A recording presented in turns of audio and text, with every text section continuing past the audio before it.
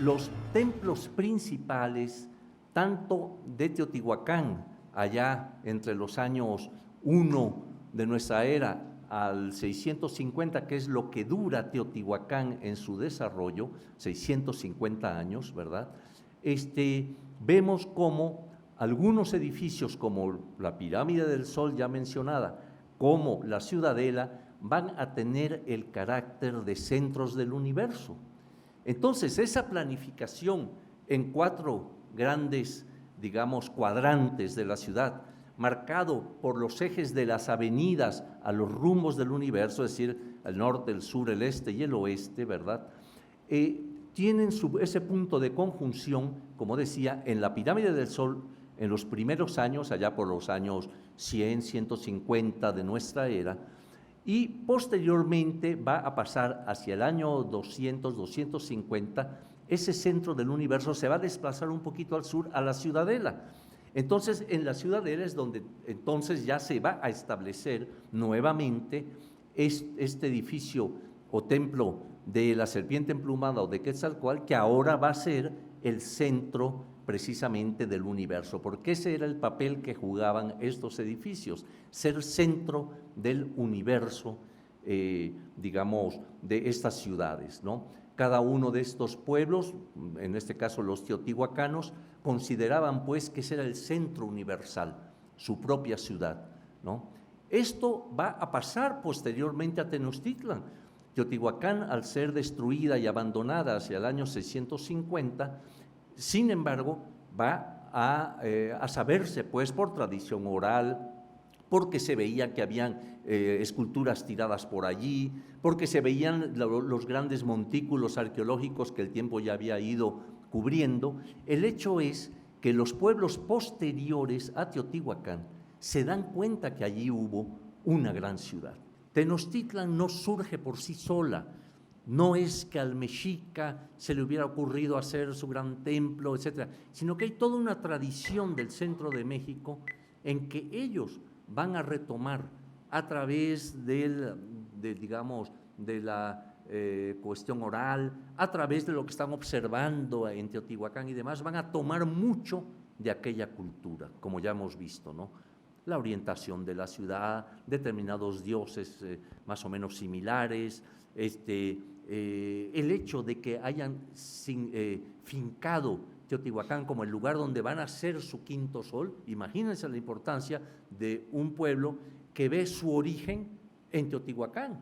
El mexica lo que está haciendo es eso, es decir, nuestro dios Quetzalcóatl crea al hombre a partir de lo que ocurre en Teotihuacán entre estos diosesillos que habían estado tratando de convertirse en soles, ¿no? Entonces, la importancia es fundamental.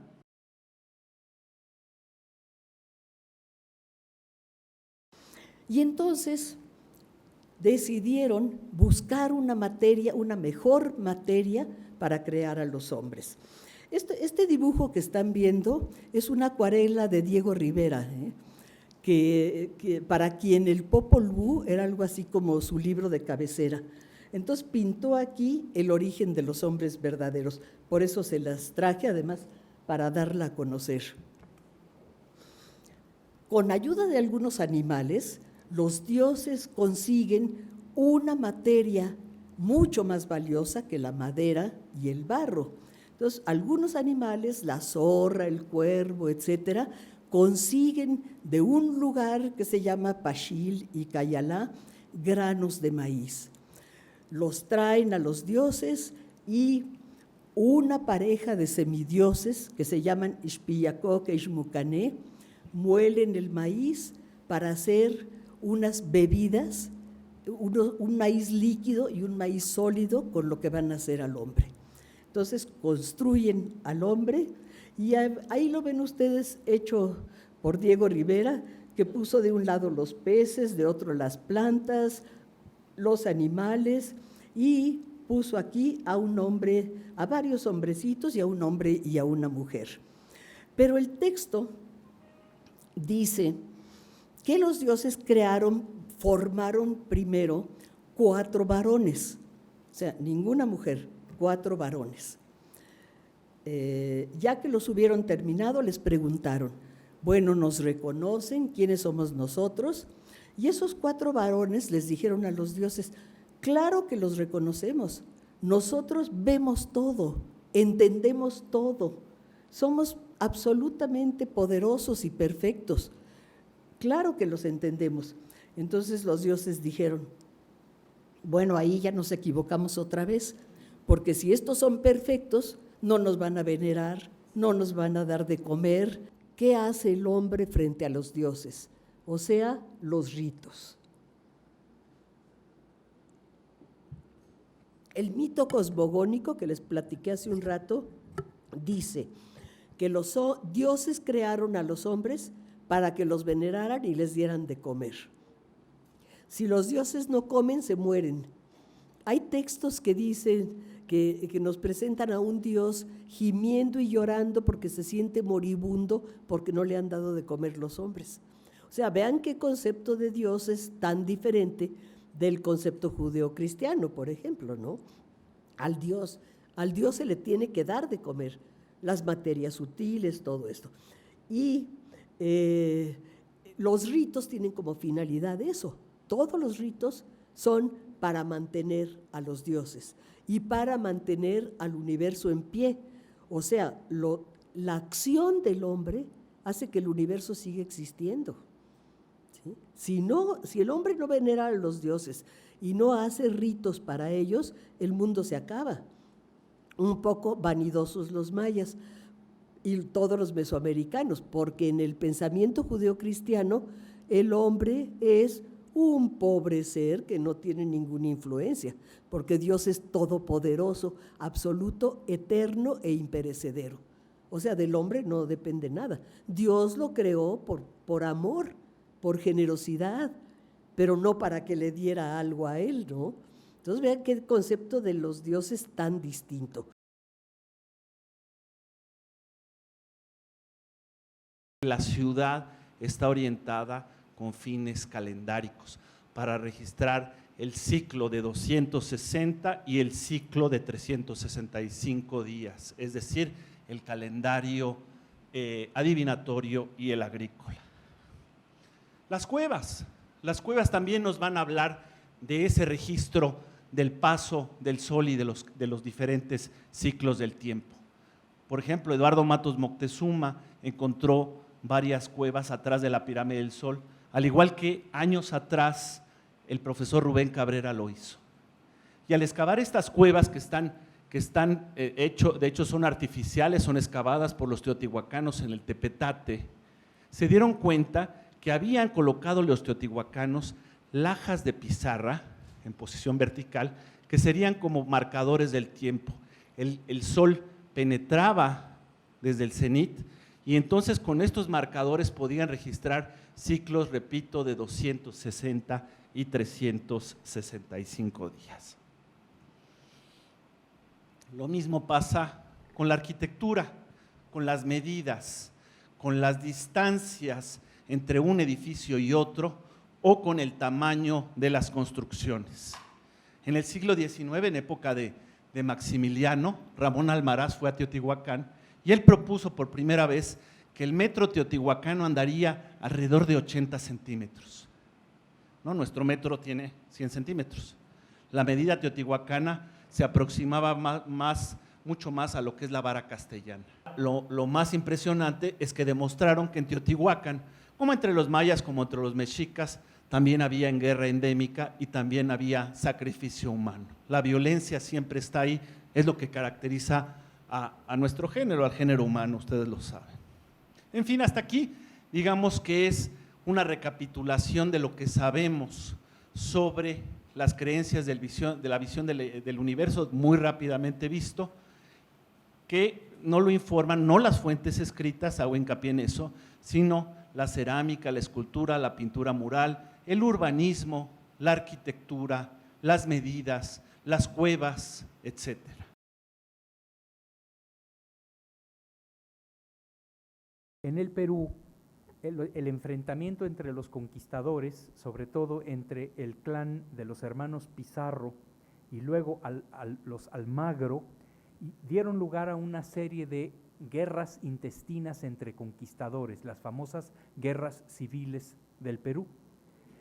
Esa polaridad extrema del Perú encontró solución a partir de la gestión, repito nuevamente, del virrey Francisco de Toledo, 1569 a 1581, en coincidencia con la consolidación de la monarquía hispánica en otros horizontes. En los Andes centrales, tanto los virreyes como los prelados y hasta los mismos religiosos, sobre todo los jesuitas, parecen, ellos sí, haber ejercido una vigilancia más ajustada y más sistemática de la cristianización a partir de los años de 1570.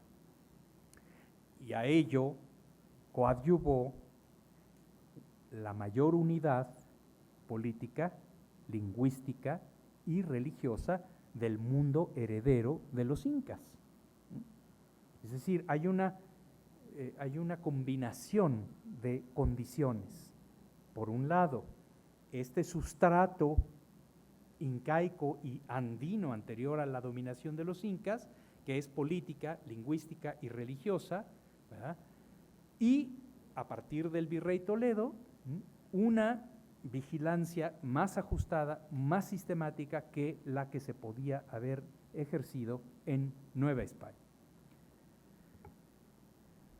Hay que reiterar que en Nueva España, aquí, las órdenes mendicantes alcanzaron una fuerza enorme y diferenciada a la vez. Su autonomía de jurisdicción, su libertad de expresión, fueron juzgados por los obispos como crecientemente anómalos en el seno del orden social. De hecho, los obispos en Nueva España no lograron reducir los privilegios de esos imperios de los mendicantes, sino muy tarde, hacia 1670 y en adelante. Como repito, contaron los frailes con el apoyo en general de los virreyes. En el Perú, cuando comenzaba la conquista, ya Nueva España había experimentado un primer momento de evangelización geográficamente muy diferenciado. Y de hecho, lo podemos corroborar por una sola cosa. Ustedes están conscientes, y estoy segurísimo de ello, de esta geografía de las órdenes religiosas mendicantes en Nueva España, de conventos e iglesias en Morelos, en Hidalgo, en los actuales estados de Morelos, de Hidalgo, de Michoacán, ¿verdad?, de Querétaro, de Guanajuato, etcétera, llenos, salpicados de conventos, iglesias del siglo XVI, magníficos. Ese fenómeno no se dio en Perú, ¿no? En vano podemos buscar y buscar y buscar por todo el Perú, ¿verdad? El mismo fenómeno cultural, arquitectónico, no lo hay. Y esto refleja tanto la más temprana, original evangelización de Nueva España, ¿verdad?, como la fuerza que alcanzan en este virreinato esas órdenes.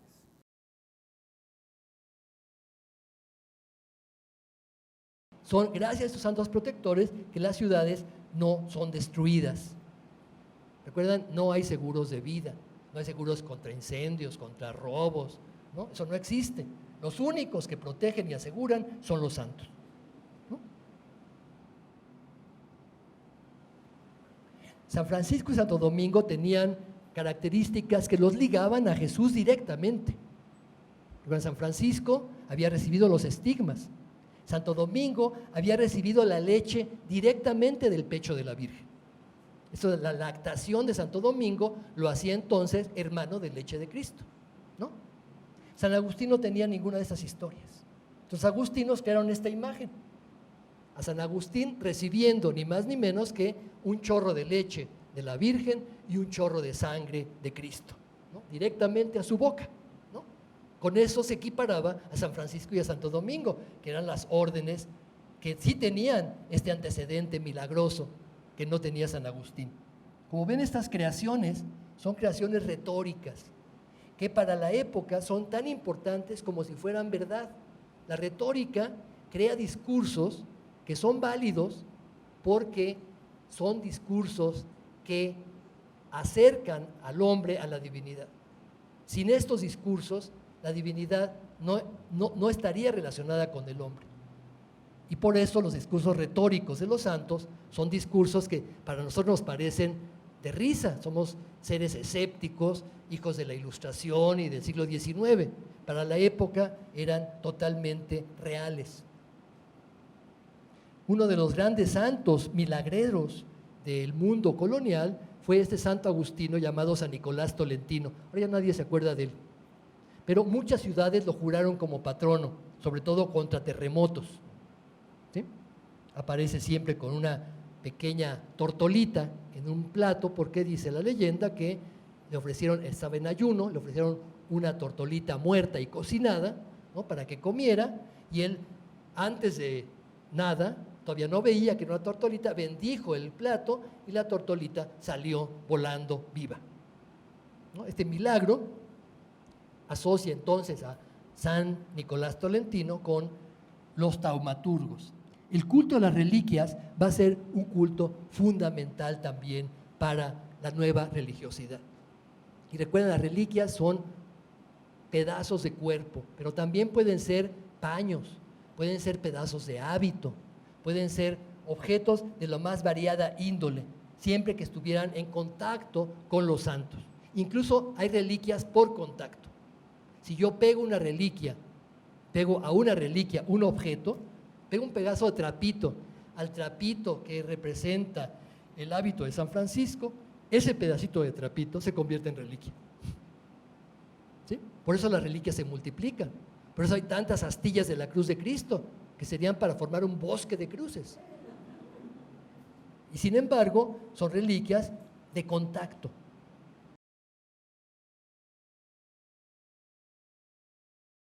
Los indígenas creían que tenían poderes, pero no estamos convencidos que realmente tenían poderes.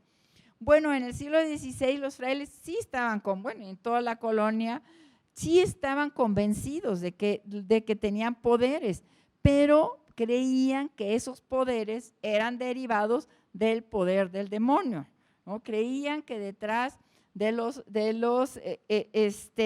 deidades había fuerzas demoníacas que les concedían los poderes que les atribuían. Entonces, pues la Iglesia siempre se valió de numerosos medios, ¿verdad? Y uso esa palabra medios que hoy usamos, ¿no? Hablamos de los medios y pensamos en la televisión, en el radio, en los periódicos, etcétera.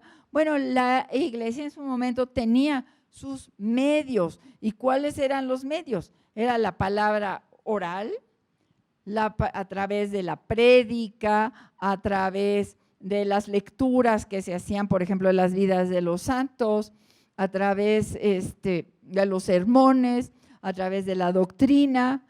Estaba la palabra escrita, que está en los catecismos, en las vidas de los santos, etcétera.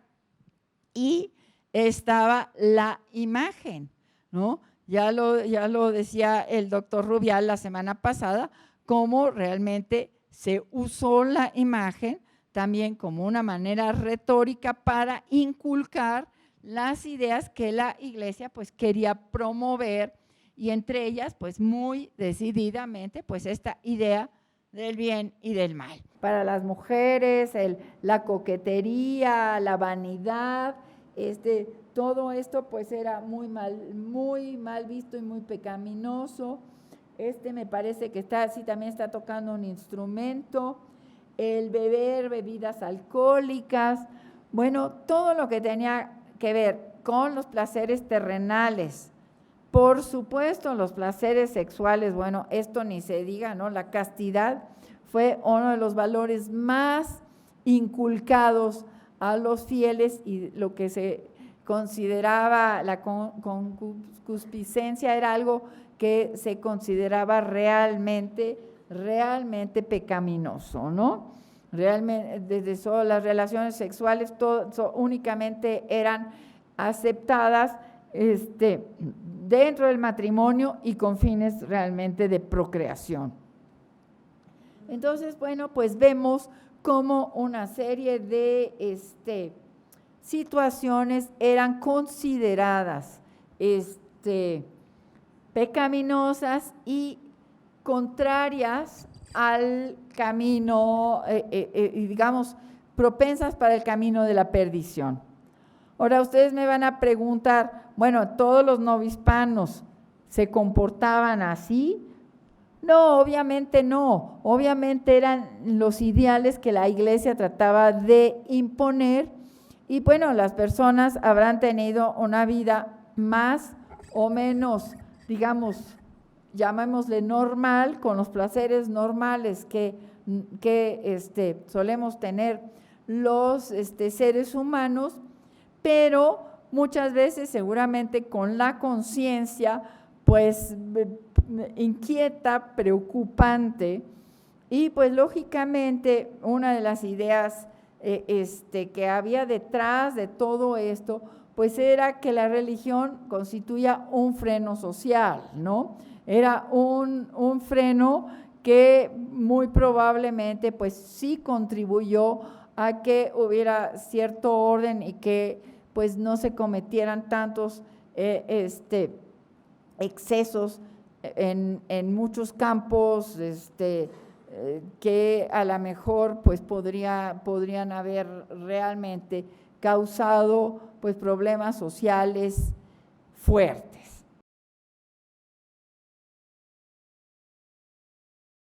Resaltar algunos momentos y valores históricos que hay en la plástica colonial, en la pintura. Eso es lo que vamos a ver ahora, no solo la parte de la pintura religiosa, sino ciertos detalles que se pusieron ahí con una intención histórica muy interesante. Es tan importante Santa Rosa que yo he registrado más de 100 obras escultóricas y de pintura. No hay ninguna otra imagen de santa que tenga esa cantidad de representaciones. Y es que no solamente las representaciones se refieren a su santidad religiosa, a su personalidad religiosa, sino que se refieren a su valor como santa americana. El sentido providencialista anhelaba más santos, pero que fueran ya originarios de aquí, de América, de la Nueva España, que ya no siguieran llegando de Europa, porque esos ya habían llegado pues todo lo que teníamos aquí. Entre 1554 y 1654 hubo 17 candidatos a santidad aquí, relacionados con América, entre españoles, criollos y una muchacha negra, una criolla negra, de la cual hay un retrato interesante, por cierto, en España, en Salamanca, en uno de los conventos de monjas, ahí tienen un retrato de esta candidata a santidad, que era una muchacha negra de Perú.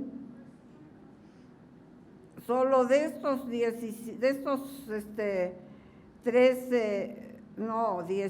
candidatos, solo se canonizaron en el siglo XVII, el 14 de abril de 1671, se canonizaron 2, entre San Luis Beltrán, español, y Santa Rosa de Lima, criolla de Lima.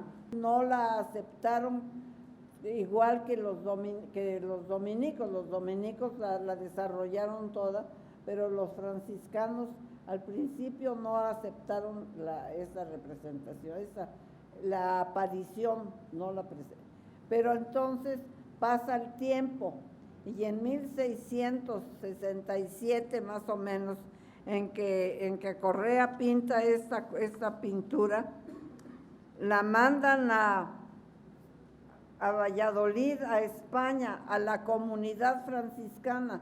Los franciscanos de aquí la mandan a los franciscanos de España. pero ¿saben qué añaden una cosa? Añaden en la pintura la figura de un fraile franciscano que se ve hasta la extrema izquierda. Ahorita hay un detalle, porque miren, sí, aquí está. Esa es una figura de más, porque están todos los elementos tradicionales de la aparición, Zumárraga arrodillado, las gentes que lo acompañaban, el padre Díaz, bueno, todo eso está, lo normal, esto es lo normal, lo que siempre vemos, pero no, ¿por qué? Dije yo, ¿por qué tiene que estar aquí? Pues es que es un franciscano que llevó como el mensaje de decir, yo también, los franciscanos de México ya también estamos aceptando este culto. Seguramente esa es la razón por la que se ve allí a San Francisco, porque no hay otro motivo. Él representa la orden, y la orden llegó allí a Valladolid, a la comunidad franciscana, para darles la satisfacción de que los franciscanos de México ya aceptaban también el culto guadalupano. Ven, estos detalles que aparecen en las pinturas son muy interesantes, y es que la pintura colonial pues era el principal lenguaje. Entonces, si nosotros nos ponemos a estudiarlas con más detenimiento, vamos encontrando detalles históricos o que nos revelan parte de las acciones sociales e históricas de ese momento.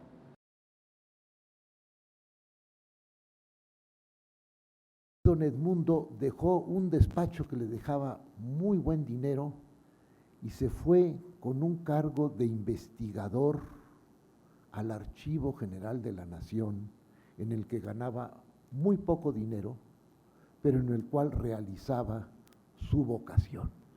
Bueno, esta vocación consistía en advertir al hombre en la historia. Y el hombre ha tenido distintas preocupaciones en la historia. Lo que él advirtió, de lo que él se fue percatando en los numerosos testimonios que revisó en el archivo, pues era la vigencia de la religión, de ese afán de salvación eterna que tenían los hombres del tiempo virreinal. La mayoría de los documentos que él veía en el Archivo General de la Nación de la época virreinal, y veía eso. De tal manera que se sensibilizó, advirtió que el hombre de la época, de las épocas que él veía en el archivo, pues no era el hombre ansioso de ganancias y de éxitos terrenales, sí lo sabía, pero la preocupación religiosa estaba ahí. De tal manera que él fue muy sensible a eso y empezó a procurar hacer ver esa vigencia, y en su obra escrita, en las primeras evidencias que tenemos ya de su obra escrita como historiador, pues advertimos cómo él fue consciente de esa realidad. Y esto ocurre allá por los años 1936-1937. Y lo que dice O'Gorman, por parecido que sea lo que vemos en la utopía de Tomás Moro a la organización de los hospitales y de las comunidades de Vasco de Quiroga, ¿verdad? Bajo esa luz del dogma católico, debió pues examinarse el ideario de la utopía de Tomás Moro, de Santo Tomás Moro, porque O'Gorman decía Santo Tomás Moro, ¿verdad? Este sería además su deseo, a riesgo de lo contrario, ¿verdad? Si es de lo contrario, no se comprenderá el alcance de la obra de Tomás Moro. O'Gorman hizo una antología de Fray Servando Teresa de Mier muy interesante en 1945, lo siguió estudiando, y en 1981 aparecieron 3 volúmenes publicados por la Universidad Nacional, que se llaman El heterodoxo guadalupano. Son los primeros 3 tomos de las obras completas de Servando Teresa de Mier que todavía no se han acabado de publicar. Lo que Edmundo Gorman estudió en estos 3 volúmenes del heterodoxo guadalupano es el discurso guadalupano de Servando Teresa de Mier. El primer volumen es un estudio sistemático de O'Gorman muy interesante, y los otros 2 volúmenes son la reconstrucción guadalupano. ¿Qué es lo que fue pensando Servando Teresa de Mier para componer el famoso sermón de 1794? ¿Qué es lo que le ocurrió después al analizar su pensamiento críticamente? Porque tuvo que verlas, se las vio negras, ya ven que lo encarcelaron, lo mandaron a España, etcétera, etcétera, y allá siguió estudiando el problema. Y acabó convencido de que, pues, lo que había dicho se montaba sobre una leyenda.